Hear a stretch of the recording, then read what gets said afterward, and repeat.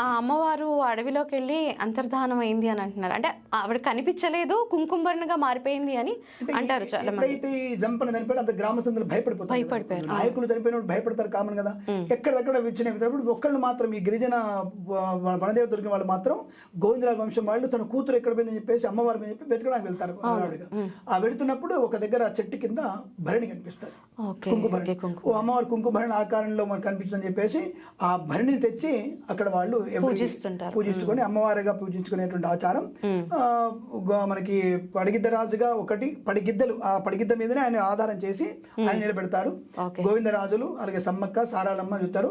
ఆ నాగు జంపనాగని నాగుల దేవతకి పూజిస్తారు. చాలా మందికి తెలియదు. ఫస్ట్ అక్కడ నాగాలయంలో పూజ చేసి వస్తారు. అంటే నాగులమ్మ కూడా పూజ చేస్తారు. నాగులమ్మకి జంపన అంటే ఈ దిక్కు ఫేమస్ అయ్యేసరికి ఇది బయటికి రాలేదు. పేరు బాగా వచ్చింది, సమ్మక్క సారాలమ్మ పేరు బాగా వచ్చింది కాబట్టి ఈజీగా అయిపోయింది కాబట్టి అది అంతవరకు వచ్చింది. అందుకని దానికంటే ముందే దీనికి మేడారం జాతర అని పెట్టారు. అందులో అందరూ వస్తారు. గోవిందరాజులు, పడిగిద్దరాజు, సమ్మక్క సారాలమ్మ, నాగులమ్మ, జంపన్న 5 వస్తారు కాబట్టి దాని పేరు మేడారం జాతర అనేటువంటిది బాగా జరుగుతుంది. అక్కడ అమ్మవారు భరణి రూపంలో ఉంది కాబట్టి ఇప్పటికి కూడా అక్కడ భరణి రూపంలో ఉండే అవకాశం ఎక్కువగా ఉంటుంది.